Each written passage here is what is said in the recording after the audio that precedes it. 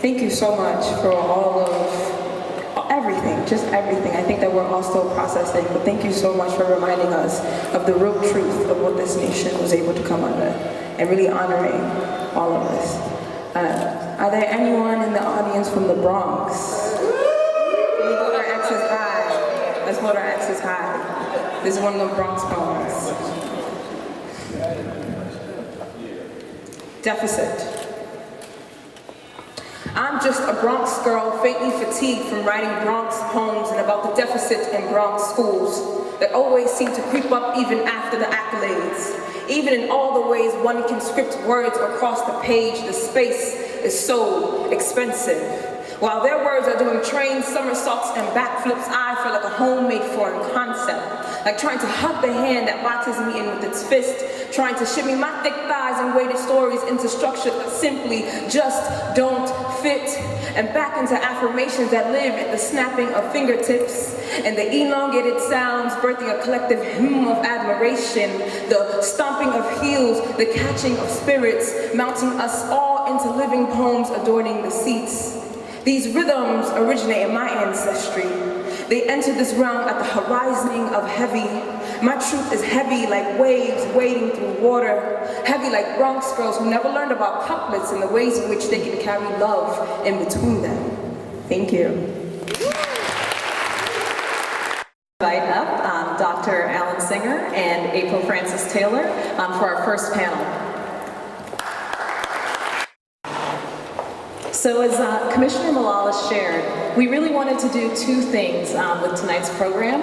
The first was to lift up the history of enslavement in New York City, and that's what our first panel is going to dig into. We really thought it would be helpful if the conversation was grounded in some of that history. And I think Dr. Malveaux, with her remarks, kind of started us off with the national context and also brought us right here to New York with some of the connections between northern states and slavery and how they benefited. And so now we're going to dig in a little bit deeper with Dr. Singer, who's going to talk about some of that history, and then with April Francis, who's going to tell us about some of her efforts to ensure that that history is more widely seen and heard and known. So I'm going to kick us off and start with, oh, that's longer. Oh, here. Sorry about that. So, yeah, I didn't settle this. If not, I'll just pass it. Why don't you turn it off and I'll pass it? Yeah.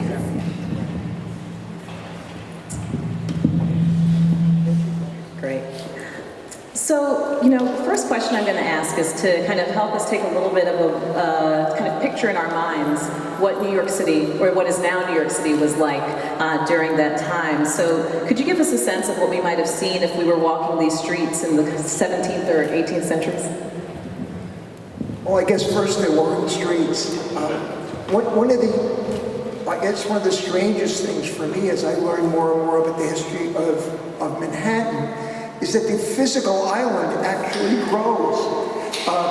So if you go to Pearl and Wall Street, and that was where the water was. And what happens is that over the course of decades, landfill actually extended the physical city so that even Water Street is now one block in from the water. And just on the other side, you've got to Battery Park.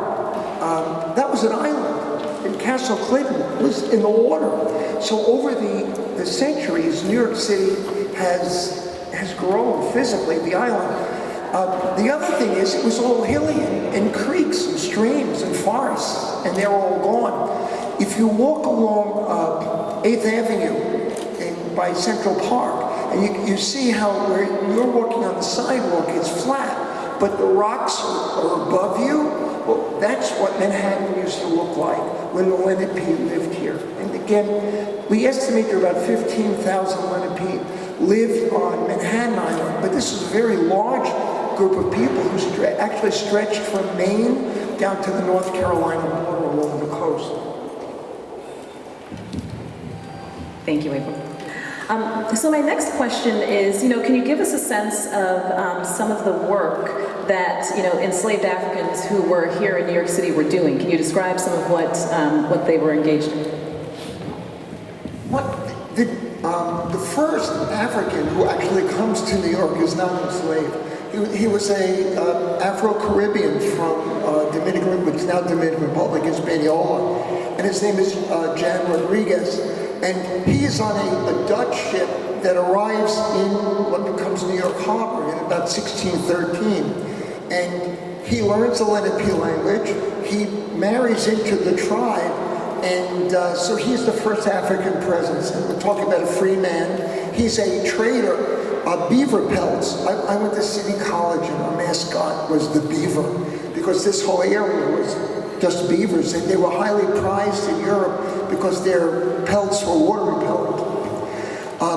The Dutch start the settlement in 1624. 1626 they bring over the first Africans, 11 men as who were enslaved. Mostly, they were coming out of the Portuguese world, and we know that because their names were Portuguese. These men built the infrastructure of the city. They built the wall at Wall Street. They leveled the hills, and they built the roads. But one of the biggest tasks was just digging out the harbor so that the ships could come in. Over time, they also began to become skilled craftspeople. They became, carpenters and builders. They became barrel makers, coopers. The women largely worked in households at the time, but even that was heavy work. We're talking about hauling water. We're talking about building fires. One of the things that's kind of interesting is that in the Netherlands, there was no history of slavery. There were no Africans there. So they're inventing this system as they go.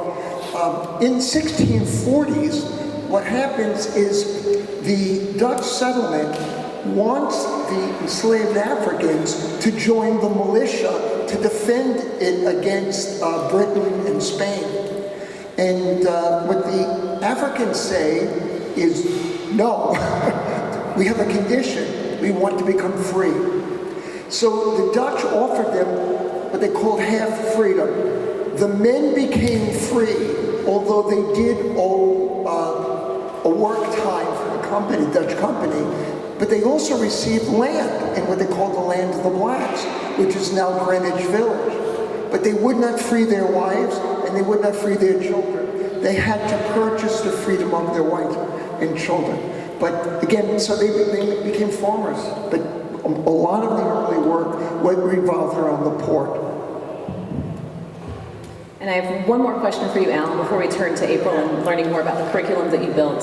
And that question is, can you describe some of the efforts of resistance here in New York so that people get a sense of how people pushed back against enslavement? We called the curriculum that we developed complicity and resistance. Complicity because there was slavery in New York City up to 1827, but also the major institutions of New York, as you pointed out, were involved in the slave trade and financing the slave trade. One of the illegal slave trade into Cuba was financed by the predecessor bank of Citibank. But New York is also a center of resistance to enslavement, and actually that's one of the ways I got involved. We were talking, and you had asked me, how did I get involved in this topic? I'm white. I was a high school teacher in New York City, and primarily in Brooklyn, Franklin K. Lane, I don't know if people know that area. It's northern end of East New York. And I was challenged by students, African-American students, who wanted to know more, not just about slavery, but also about resistance and how people fought for their freedom and their rights. So I began to learn about it myself because I had an obligation to my students. The other thing is, I'm an historian, but I'm not an African-American historian. I'm an American historian, but the more I learn, the more I realize the centrality of race and the centrality of the black experience to what becomes the United States. So I began to explore it more and more. So one of the things that happens in New York City is the first documented rebellion is in 1712, when what happens, the British want to separate families. when the British take over New York, they take the system that they developed in the Caribbean that had expanded in Virginia, and they try to impose that legal system in New York. They tried to separate families, and men rebelled, and they burned one of the fortifications, and the British then executed them all. There are many instances of runaways, of people seeking freedom, of people joining with the Native Americans. There are also other documented instances of these kind of rebellions. 1741, there's a suspect one.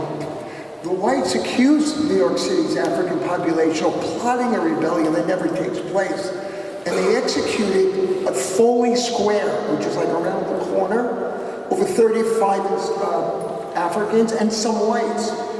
And because they were racist, they didn't believe the Africans could have organized the plot. So they blamed a white tavern keeper who allowed them to come to his tavern. So, but after revolution, we get a lot of African involvement in the struggles for freedom.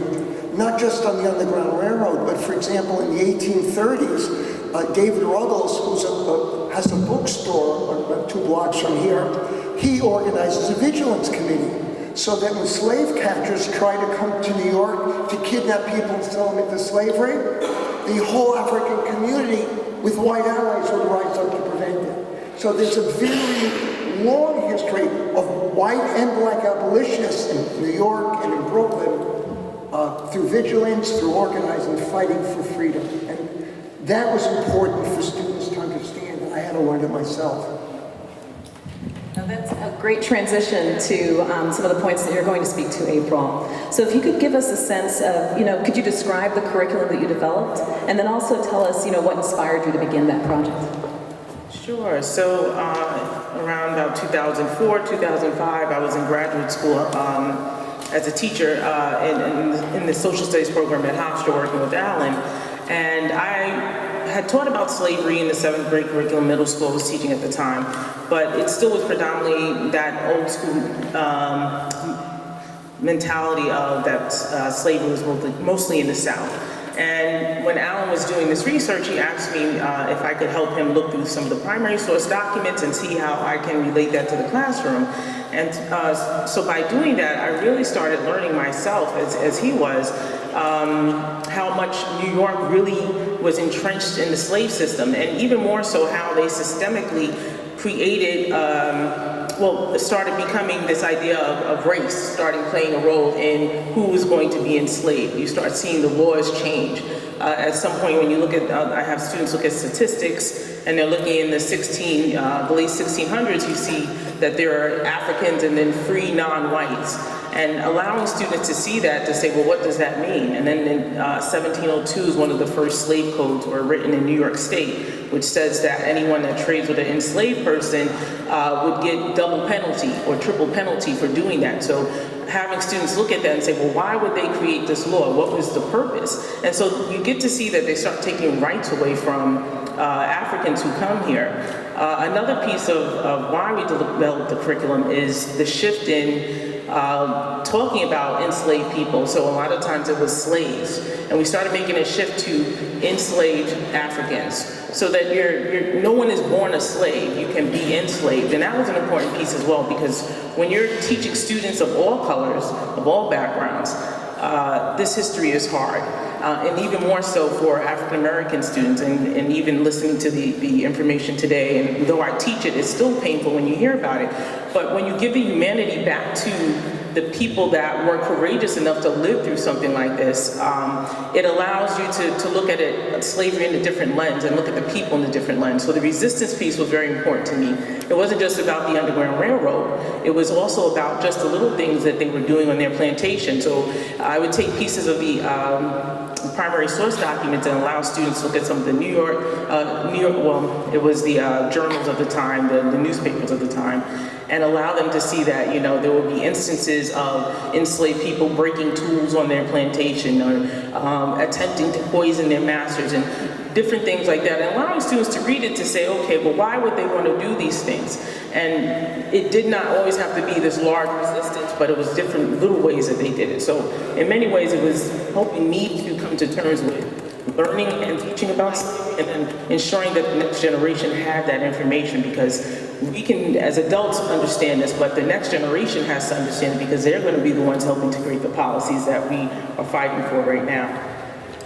Thank you, that's great. Before I move on to my next question, I just want to say, folks in the audience, you should have received index cards. We've been handing those out. And so we're not going to do a separate Q&A after this panel. We're going to do a Q&A after the second panel, but if you do have questions related to the material that Alan and April are sharing, we encourage you to write them down so you can catch them. But April, my next question is, could you describe from us what you've learned from implementing the curriculum with teachers? So what's that process been like? Sure. So the keynote speaker spoke about having allies, and I feel that Alan has been a great ally in helping to ensure that this information has been spread. In creating the curriculum, we submitted it for a Program of Excellence Award through the National Council of Social Studies, and it won the award in 2005. And that allowed us to travel throughout the country and really talk about the curriculum and share it with different teachers.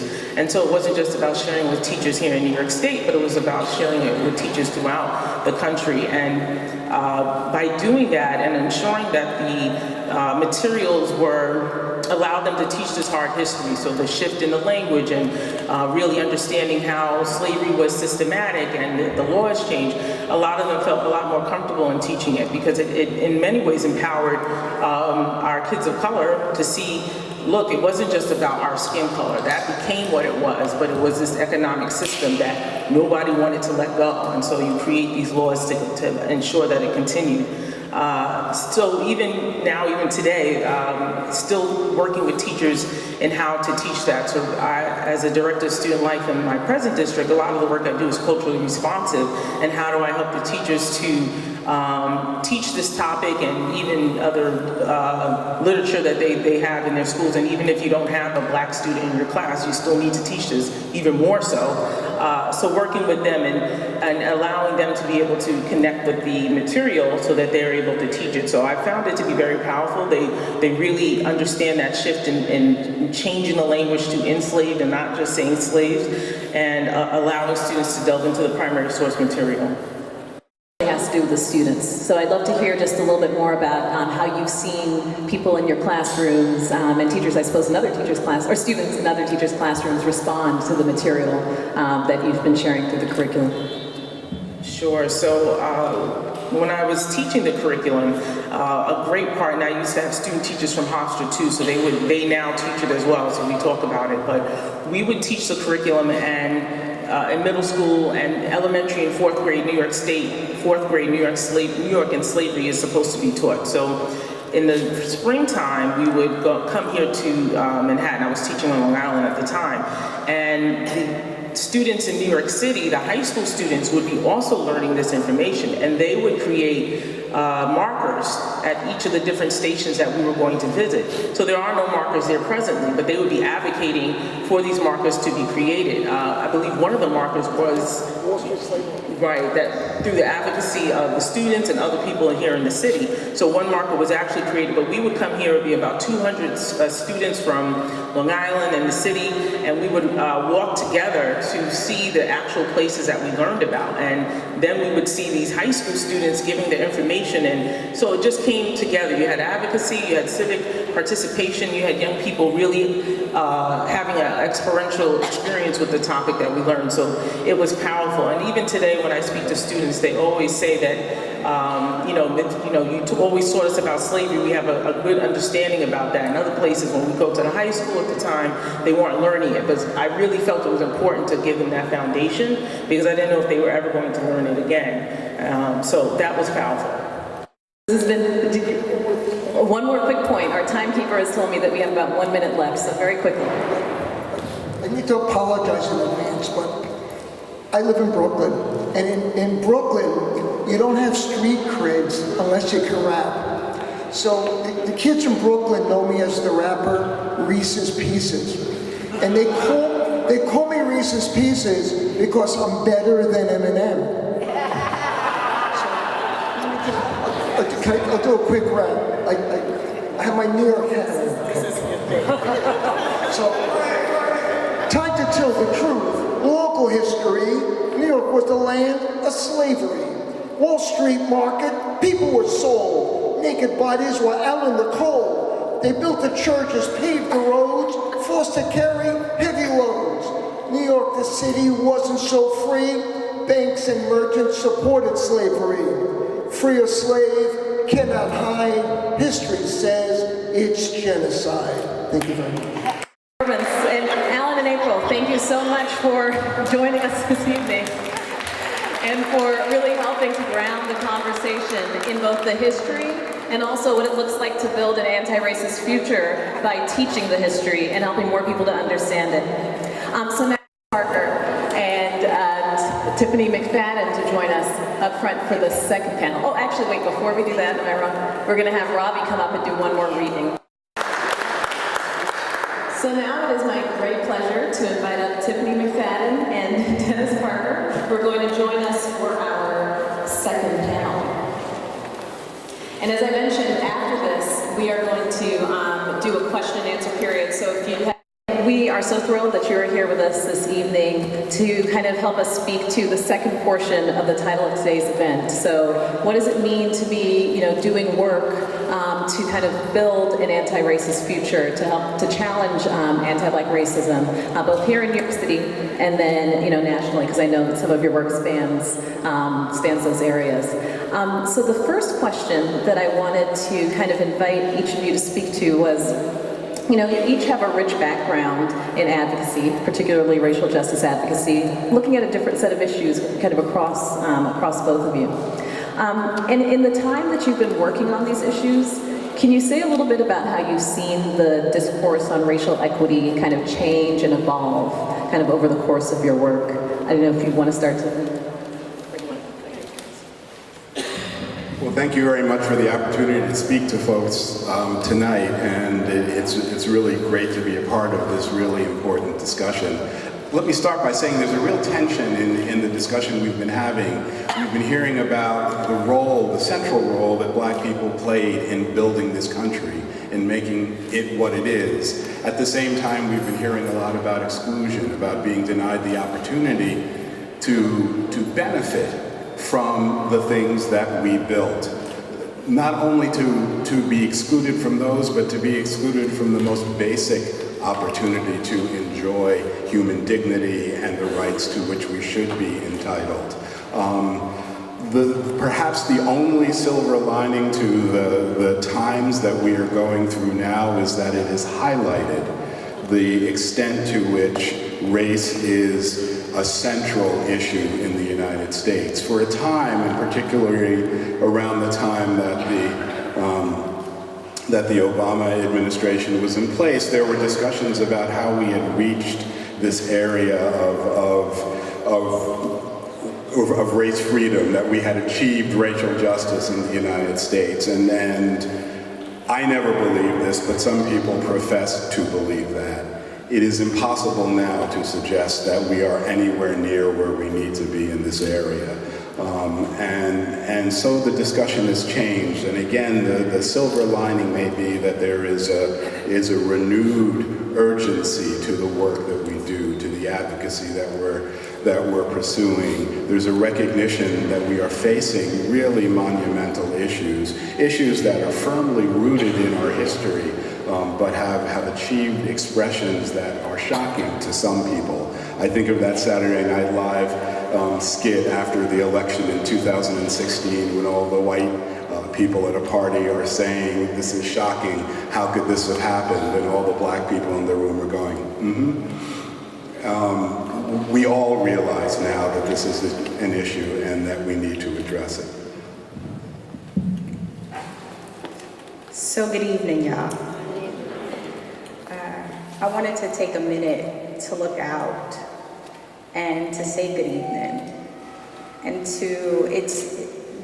the conversations around this history, this racial trauma, this devastation, and how it's very much still manifesting today is enough to just take a minute to pause and breathe, right? It's a lot to take in, a lot to digest. And so how I would answer that question is, I don't see, right, in the work that I've been doing with families directly impacted by New York City's child welfare system, I have yet to see, and I've been screaming for some time, how the way in which Black and brown families are handled, dealt with, broken apart, bonds shattered, is not a conversation that's given presence. It's not a conversation that's put to the forefront. And I feel that if there is any conversation around racial equity, the way in which families, particularly Black and brown families, are handled and dealt with is one that needs to be elevated today. I wish, I hope, I work to be a part of conversations where we're lifting it up. Because if we're going to talk about the ways in which folks are impacted on a socioeconomic level, if we're going to talk about the ways in which folks are impacted through education and all these other indicators, we need to talk about what's happening to families. I think it was about maybe a week or so ago, Ta-Nehisi Coates was doing his press runs of the water dancer. And he was sitting down with Chris Hayes on MSNBC, and he said that the devastation in terms of family separation is nothing new, specifically to Black and brown people. And we have to reckon with that. We have to talk about it. We got to figure out what to do about it and how to address it. I think that's a great transition to the next question. So the part of our title for today's event is, about charting an anti-racist future. So I thought it made sense to take a minute to kind of look at the concept of anti-racism as, at least as it's explained by Ibram X. Kendi, who is the author of Stamped from the Beginning and How to Be an Anti-Racist, which folks in the audience may have read. And so, in his description, at the heart of the notion of anti-racism is the idea that racial groups are equals in all their apparent differences. There's nothing right or wrong about any particular racial group. Instead, the racial inequities that we see, the outcomes that we see, flow from policy choices. So we are either designing and implementing policies that will promote racial equity, or we're designing and implementing policies that will sustain racial inequity. And so I was going to ask each of you to describe for us some of the types of policies that you felt compelled to address through your work and the strategies that you've used to do it. So maybe you want me to start with you, Tiffany, about some work you've done. So just to give you a little bit more exposition about the work that I do, I am a social worker. I currently work across the stratosphere of social work. I go inside of New York City's child welfare agencies and I document parent and child visits and create those reports and submit to judges throughout the 5 boroughs. In addition to that, I teach at both the master's and bachelor's level at the Hunter School of Social Work. And then I also am doing project management around huge system change. The project that we're currently working on is the anti-bias training initiative with DSS, Department of Social Services, which will essentially train 17,000 of New York City's workers. And so I presence all of that because there's not a place where I'm not trying to raise up these racist policies, well, at least to speak to the ways in which it impacts families, right? And so policies, when talking about families and the ways in which families are impacted, I think what needs to be put on the table is that there are families that are policed. There are families that are hyper-surveilled. There are families that get separated because a mother or a father or a grandmother can't provide. And then there are families that don't. There are families that are not policed. There are families that can stay together while a parent struggles with substance use and substance abuse issues.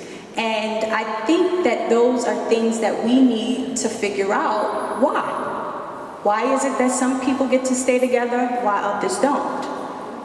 Does New York City's child welfare agency actually work to keep families together? Does it actually work to decrease harm? Or does it create more harm? Does it create more hurt? Does it create more systemic depravity? Right? And so those are the things that I would raise in terms of policies.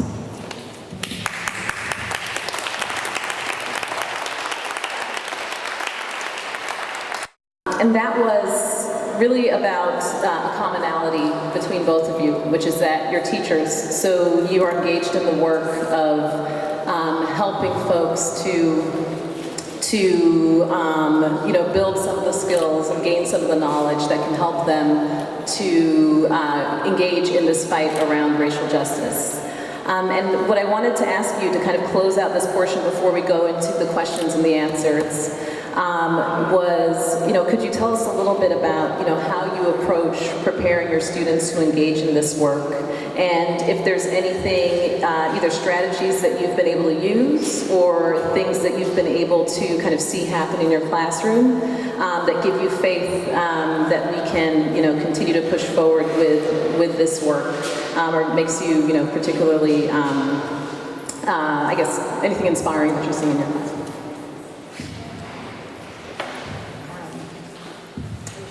Yeah, definitely. I just wanted to give more room to that and to thank Ms. D for raising that. As I said before, trauma is real, and I'm sure we all know that. These wounds that we carry, for some have not been healed. And it's so important to be able to give space and room to that. But just to answer the question, I teach a course at the Hunter School of Social Work called Practice Lab. And Practice Lab is a year-long course over 2 semesters. This is the space where students, they become oriented to social justice as well as liberation frameworks. And the way in which we start off the school year is we can't dig into conversations around what Dr. Malvo presents about the United States triumvirate, right? White supremacy, capitalism, and patriarchy. We can't even get there until each one of us in that classroom talks about what it means to explore and examine our own colonial wounds. We're all affected by coloniality. And so in order to do this work together, truthfully, authentically, we have to all do that and have to constantly be working to examine that. And that is one of the ways that we also present the original sin. There are also history books that are given to students in this class. We present Howard Zinn, Roxanne Dunbar Ortiz, the the indigenous people's history of the United States, as well as the harvest of the empire. And we give folks an opportunity to really dig into these histories. In addition to getting a lot of content around structural racism and things. And this is how we dig into this conversation. I feel in order to really have students understand the impact, we have to present history. I was also a part of the 2014 cohort at Hunter that shut the school down for 2 days. Because in Practice Lab, we weren't having any conversations about history. We were talking about privilege, oppression, and power with no context, no meaning as to what the school meant by power, privilege, and oppression, and needed them to really speak to that, and needed for them to give us material so that students we could question the pedagogy. We could question authority, we could challenge it in ways that we needed to, and we could use history in order to do so.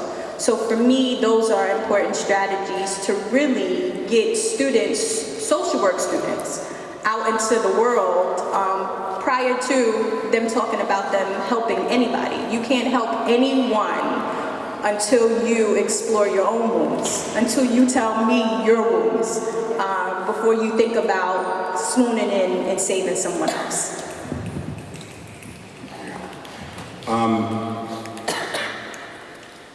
One of the things that I can contribute to the students that I teach, and I teach mostly law students who are interested in doing public interest work, but also this year started teaching educators, is to give them a sense of the long view. Many of them are people who most of their lives their young lives were spent at times when things looked different and looked more positive, and so they were devastated by the election in 2016. And so one of the things that I feel that I need to make clear to them is that this is a struggle that has been going on for a very long time and will continue to go on for a very long time. You know, I've heard people say, you know, we have to get Trump out of the White House, and that's true. But the truth is, before he was elected, there were serious problems in the United States. And so we need to keep our eye on that these problems are deep and systemic ones that need to be worked on going forward. The other thing that I try to impart to them is something that is important to me, and that is a sense that you are in this continuum of people who are working on these issues, that you would not be as dire as things seem. There were people who faced situations that would be unimaginable to us now, who kept up that struggle. You were speaking about Ida Bay, and you know, I think of my own personal admiration for people like Thurgood Marshall and the folks who did that work and who persisted so that we could be in front of you now. And I'm trying to impart to my students that they have an obligation to do things for the people who will be sitting at this table in 20 or 30 years. Set of cards that were from folks in the audience. And I'm going to start with one or two questions that came out of that. But I also would encourage folks that if you have other questions and you've written them down, please raise your hand so that one of our staff members can either get you a new card or collect a card that you've written on. So the first set of questions are actually about reparations. And so I'm going to frame this in a couple different ways so that folks can jump in the way that makes the most sense for them. But you know, there's a question about whether we could talk a little bit about HR 40, which is the federal legislation on reparations, and why there's so much resistance surrounding it. So maybe it's, you know, if you feel like speaking to HR 40 specifically, or more just about your thoughts about why there is some resistance to it. The other way we could approach this question, or I'd invite you to approach this question, is how, if at all, you feel that the concept of reparations connects with the work that you do, and whether it's something that you think about when you are kind of identifying, you know, places to intervene in policy or remedies that you would advocate for. So. I definitely, in our planning, I spent a lot of time thinking about this, and I landed on how at least the conversation around reparations connects to some of the reimagining and envisioning that the communities I'm a part of have been talking about, right? What would this look like? What would the world look like? What would New York City look like to not have the current child welfare system? And what would it look like to have a coordinated communal response, right? What it would look like for us to go back to the way in which we used to hold each other and take care of each other and support each other and take care of each other's kids, right? And that's not to say that protective factors to take care of children should not be in place. That's not what I'm saying. What I am present in is that the way in which people are being handled is in a punitive way. It's not in a way that keeps people together. It's not in the way that keeps families strong. It's not in the way that keeps our communities healthy. And so because we know that these things do exist, and this is not just by way of Tiffany talking and filling up this space with air, it's in the stats. It's in the stats that lives on ACS's website. It's in the stats if you look at any Brookings report about the state of families and what's going on, that folks are impacted and they're being penalized because they are living in poverty. Right? I think imagining or reimagining what it could look like for us to create a new door, for families to be able to come forward and to ask for help, to be able to ask for help, to be able to get assistance without things spiraling down in crisis, to be able to be lifted up, to not be shamed, to not be guilt-tripped for what they don't have or what they don't know, but to be supported and to get what they need when they need it. And that's in thinking about reparations, that is what we're imagining reparations could do, give us a whole new door. Resistance to reparations is a denial of the role of history in determining what's happening now. I think that many of the people who are so opposed to reparations seek to describe it as dealing with something that happened in the past that doesn't relate to them, that it's irrelevant to life now and to them in particular. And that is, of course, as we've been talking about all night, a completely false thing. I don't think we can be a fair country until we confront the issue of reparations. I don't think that we can say that we meet the things that we claim to believe as long as we allow groups to benefit from prior injustice. I'm not entirely sure what the best form of reparations would be. It would have to start with a recognition of the past and the history and the way that it has disadvantaged one group and the way it has and continues to advantage another group. And then it has to find a way to make sure that everyone is put in a position where they have opportunity and where they get the benefit of living in what we hope will someday be a free and equal society. And of course, a huge thank you to everyone who came out and joined us on Friday evening for this discussion and for sharing your questions and your thoughts. As I said before, we want to thank Dr. Malveaux, Alan Singer, April Francis Taylor, Dennis Parker and Tim McFadden, and of course Robbie Ahmed for beautiful poetry. And also want to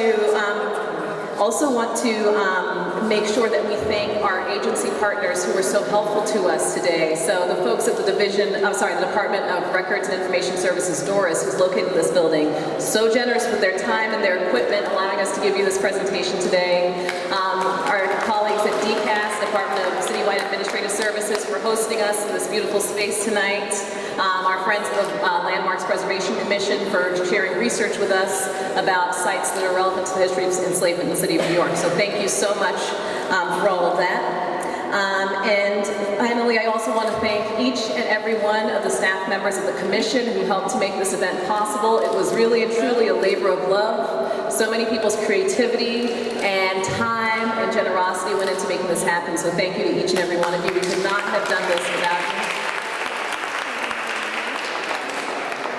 And also, to the point that folks have been raising, you know, one of the things that became clear as we planned this event was that there is a ton of interest within the commission and within folks that we partner with in building off of today's event. So if you're someone who would like to be engaged in that conversation, I encourage you to come find me, come find one of my colleagues, so we can keep the conversation going, and to the point that folks raised, that we can also come together and work in action to address some of the issues that were raised tonight. So thank you very much.